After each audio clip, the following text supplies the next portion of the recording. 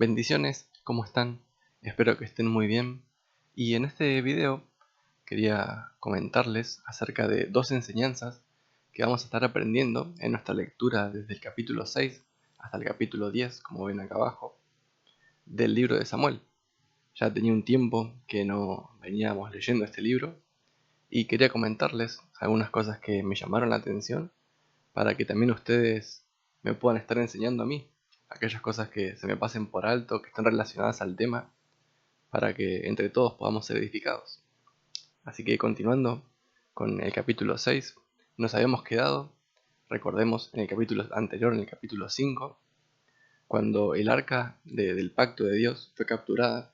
Entonces los filisteos se la llevaron a su territorio, y lo que empezó a pasar fue que, claro, a causa de la presencia de Dios, la santidad de Dios, empezó a causar mortandad y enfermedad a todos lados donde se iban pasando el arca. Entonces llegaba el arca a una ciudad y habían enfermos, había muerte. Entonces pasaban el arca a otra ciudad y lo mismo. Entonces en el capítulo 6 empezaría desde ahí y nos cuenta, como vemos acá, que el arca estuvo en tierra de los filisteos 7 meses y que después, claro, ya no querían tenerla más. Así que consultaron a los adivinos, como vemos acá, y a los sacerdotes, para ver cómo habían de devolverla. Y bueno, ellos llegaron al acuerdo de que no tenían que devolverla vacía, sino que tenían que como darle una ofrenda a Dios por la ofensa. Entonces llegaron al acuerdo de, como había pasado el arca por 5 ciudades, y eran 5 príncipes, uno de cada ciudad, iban a ser 5 tumores de oro, porque fue con la plaga con la que Dios los hirió, y 5 ratones, conforme al número de los príncipes.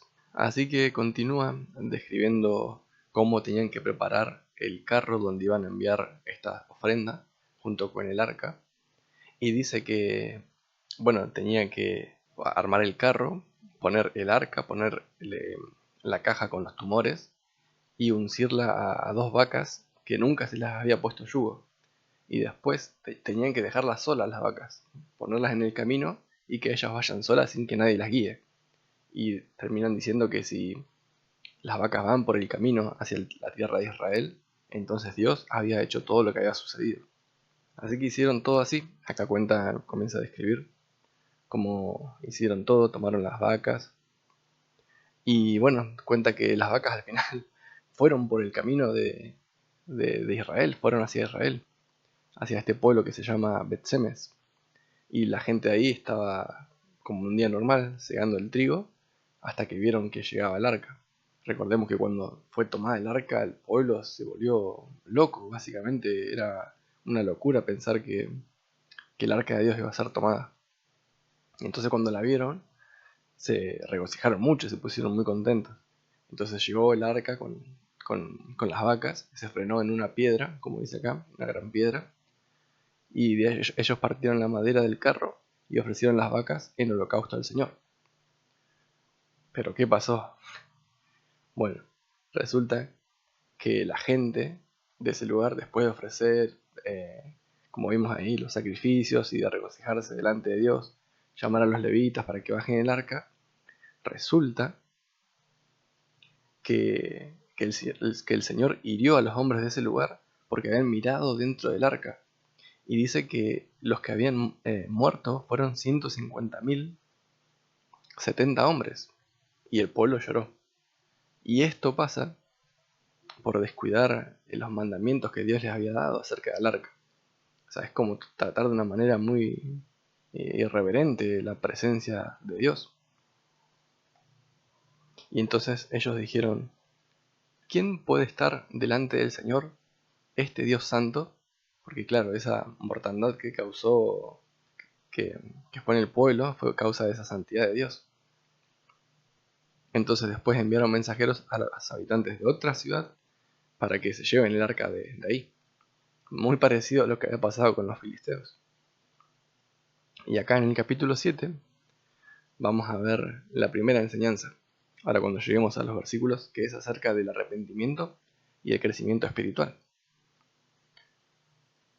Dice que, bueno, los habitantes de esa ciudad, de Kiriat Jeraim, tomaron el arca del Señor y la llevaron a la casa de una persona llamada Abinadab, y que estuvo 20 años en la casa de esa persona. Y dice que toda la casa de Israel añoraba al Señor. Esta palabra, añorar, es como extrañar. Y eso fue lo primero que me llamaba la atención, por eso se los dejaba acá en naranjita, porque el arca volvió al pueblo de Dios. Sin embargo, Dios no estaba. Dios no estaba con el pueblo. Volvimos a la misma situación a la que estaba Israel antes de que se llevaran el arca. El arca estaba con ellos, pero Dios no estaba.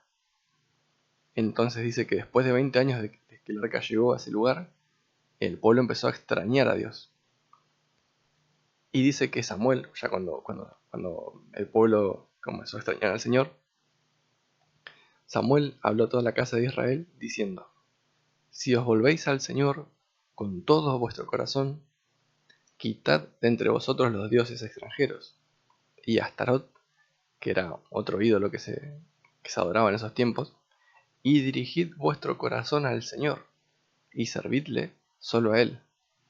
Acá otra cosa que me llamaba la atención era esto, de dirigir nuestro corazón al Señor. O tal vez en otras versiones lo tengan como inclinar. Y es llamativo que nosotros tengamos que inclinar nuestro corazón a buscar a Dios, como poner un esfuerzo de nuestra parte.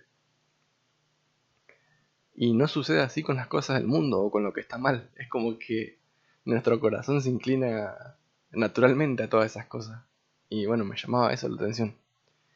Como recordando, ¿no?, un poco la condición en la que estamos después de que caímos, ¿no? Como en Adán. Adán pecó y ahora nuestro corazón está inclinado a lo que no conviene. Y tenemos que inclinarlo, hacerle fuerza para buscar al Señor y, como dice acá, servirle solo a Él. Y Él los librará de la mano de los filisteos. Obviamente, si estuvieron por ahí en los videos anteriores, en el libro de Jueces, recordemos que Samuel ya es el último juez, y en el periodo de los jueces sucedía que cuando el pueblo abandonaba a Dios, las naciones vecinas oprimían al pueblo de Israel, y en este tiempo los filisteos eran los que estaban como oprimiendo. Entonces dice que si el pueblo se arrepiente y busca a Dios de todo corazón y quita de entre ellos los dioses extranjeros, Dios los iba a librar. Y dice que los hijos de Israel quitaron los Baales y se volvieron a Dios, se inclinaron a Dios, que ayunaron y confesaron delante del Señor que habían pecado. Se reunió todo el pueblo acá en Mizpa, y cuando los filisteos se enteraron que el pueblo se había reunido, fue y los quiso atacar. Y entonces se asustaron, obviamente, tuvieron miedo y clamaron al Señor y el Señor los libertó. Termina acá diciendo que el Señor tronó con gran estruendo aquel día contra los filisteos, los confundió y fueron derrotados delante de Israel. Así que comienza la victoria del pueblo de Dios. Y esa es la primera parte del capítulo 7. Después, en la segunda mitad, continúa hablando dice que Samuel tomó una piedra y la colocó entre Mizpa y Sen y la llamó Eben Ezer, que significa hasta aquí nos ha ayudado el Señor. Y bueno, los filisteos fueron sometidos por el pueblo de Dios, por Israel, porque se habían vuelto a Dios de todo corazón, y ahora sí, Dios estaba con ellos. Dice que las ciudades que los filisteos habían tomado de Israel fueron restituidas a Israel, desde Ecrón hasta Gat. A Israel libró de su territorio de la mano de los filisteos, y hubo paz entre Israel y los amorreos. Y Samuel juzgó a Israel todos los días de su vida.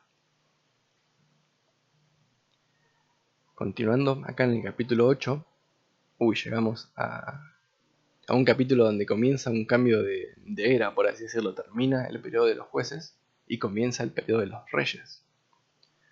Pero mal, porque fue por un deseo del corazón del pueblo que estaba mal. Ahora lo vamos a ver. Dice que Samuel, cuando ya estaba viejo, puso a sus hijos como jueces, pero que sus hijos no anduvieron en los caminos de Samuel, sino que se volvieron aceptando sobornos y pervirtiendo el derecho y haciendo cosas que a Dios no le agrada, que Dios había mandado que no tenían que hacer. Así que el pueblo se juntó a Samuel y le dijo que esto mismo, ¿no? Que como sus hijos no eran ejemplos y no se podían fiar de ellos, les piden un rey, como vemos acá, un rey, dice, para que seamos como todas las naciones.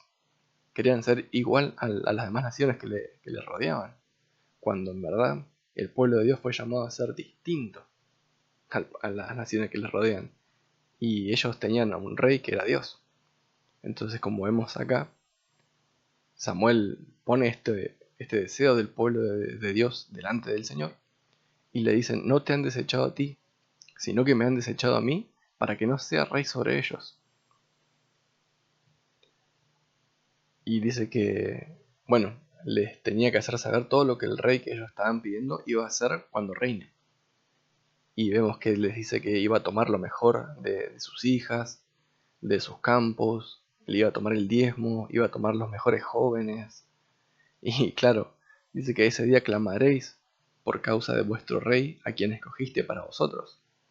Y el pueblo, obviamente, obstinado, le dice no, sino que habrá rey sobre nosotros, a fin de que seamos como todas las naciones. Así que escuchó todas las palabras del pueblo, Samuel, y las repitió a oídos del Señor, y el Señor le confirmó y le dijo, oye su voz y nómbrales un rey. Y ahora comienza en el capítulo 9 la historia de Saúl y Samuel. Dice que, bueno, cuenta un poco acerca de su padre, que se llama Cis, y dice que Saúl era muy favorecido y hermoso, que no había otro más hermoso que él entre los hijos de Israel. Y resulta que las asnas del padre de Saúl se habían perdido. Así que Saúl toma unos criados y va a buscarlas. Y dice que pasó por varios lugares hasta llegar a la tierra de Suf, como dice acá. Y cuando ya había pasado tanto tiempo, Saúl le dice a su criado, bueno, volvamos a casa porque tal vez nuestro padre, o sea, mi padre está preocupado más por nosotros que por las asnas. Y el hombre, el criado, le respondió que había un lugar, en ese lugar había un hombre de Dios, y que podían ir a consultarle a él para ver qué les decía, si les daba una pista de para dónde ir, dónde estaban las asnas que se les había perdido. Así que bueno, se ponen de acuerdo en estos versículos para ver qué le iban a dar a cambio, que iban a llevar un presente, que le iban a llevar de regalo a este hombre, para que les diga para dónde ir. Así que investigando, llegaron a la ciudad donde se encontraba ese hombre, que se llamaba Samuel, nosotros lo sabemos, pero ellos no lo sabían, hasta que llegaron a ese lugar y se encontraron a unas muchachas que les decía que Samuel ya estaba por subir a ofrecer un sacrificio en el lugar alto, como acostumbraba a hacer, y que lo podían encontrar. Así que ellos fueron a la ciudad y Samuel subía, justo se cruzaron. Así que ahora nos vamos a enterar de algo tremendo, porque antes de que se cruzara Samuel con Saúl, un día antes, como dice acá, Dios le reveló a Samuel. Dice que le iba a enviar un hombre de la tierra de Benjamín, que a él lo tenía que ungir para que sea príncipe sobre el pueblo de Israel. Así que acá en el capítulo 10, ya Samuel le comienza a contar, ¿no?, que él iba a ser el siguiente rey de Israel. Así que toma entonces una redoma de aceite y la derramó sobre la cabeza de Saúl, lo besó y le dijo, ¿no te ha ungido el Señor por príncipe sobre su heredad? Y acá le empieza a dar un montón de señales que le iban a suceder de regreso a su casa, y que cuando se cumpla todo esto, que haga lo que bien le parece porque Dios iba a estar con él. Y sucedió tal cual como Samuel le fue diciendo, hasta llegar a su casa, pero en su casa él se guardó esto que Samuel le había dicho, de que iba a ser rey. Así que después, cuando Samuel convocó al pueblo para elegir al rey, acá hay algo interesante, muy interesante. Primero los reprende, ¿no?, porque ellos habían rechazado a Dios, para que les ponga un rey sobre ellos. Y dice que Samuel hizo que se acercaran todas las tribus de Israel. Y dice que fue escogida por sorteo. Salió la tribu de Benjamín y bueno, fueron como descartando hasta llegar a Cis, que era el padre de Saúl. y fue escogido Saúl. Y no lo encontraban porque estaba escondido junto al equipaje. Así que corrieron y lo trajeron ahí. Y bueno, termina diciendo que algunos como que dudaban, ¿no? Decían, ¿cómo puede este salvarnos? Y lo menospreciaron y no le trajeron regalo alguno, pero él guardó silencio. Hasta ahí sería la lectura de esta segunda parte del libro de Samuel. Pero quería hablarles un poco de esto. Dice que fue escogido por sorteo. Entonces yo me preguntaba si verdaderamente existe la suerte, teniendo en cuenta la suerte como algo en la que Dios no tiene nada que ver, como completamente azar. Pero acá vemos que aunque fue escogido por sorteo la tribu de Benjamín, de donde era Saúl, Dios ya lo había ungido como rey. Ya sabía que él iba a ser el siguiente rey. El pueblo no. Para ellos era completamente suerte y bueno, tocó. Pero acá vemos que Dios tiene algo que ver con la suerte. Como se puede ver acá, es Proverbios 16, versículo 33. Dice, la suerte se echa, mas del Señor viene toda decisión. O sea que vemos que la suerte en verdad no existe, sino que si nos ponemos a pensar si existiera la suerte, Dios también tendría que depender de la suerte para organizar sus planes y sus consejos, sus propósitos. Pero vemos que acá el que decide la suerte, el resultado de la suerte, es el Señor. Así que bueno, hasta ahí sería por este video. Y la verdad que les invito a que puedan pasar un tiempo en esos últimos capítulos más que nada, cuando comienza toda la aventura de Saúl. Porque vemos cómo Dios ya tenía todo preparado de antemano. Y así también es con nosotros. Cuando nos encontramos con situaciones en las que decimos, no, qué casualidad que tomé esta decisión, o que me crucé con tal persona, o que dije tal cosa. Es tremendo pensar que Dios ya tenía preparado todo eso de antemano y sabía las decisiones que íbamos a tomar, lo cual nos hace todavía confiar mucho, mucho más en lo que ha de venir y en el Dios que está dirigiendo eso que ha de venir. Así que bueno, espero que Dios les haya hablado. Como siempre, si les gusta este tipo de contenido, les invito a que se suscriban, que le den me gusta, que lo compartan por ahí con otras personas.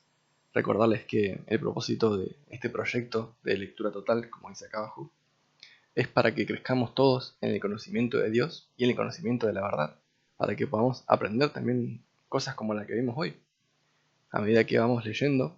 Y bueno, espero verlos en el próximo video. Bendiciones y paz del Señor.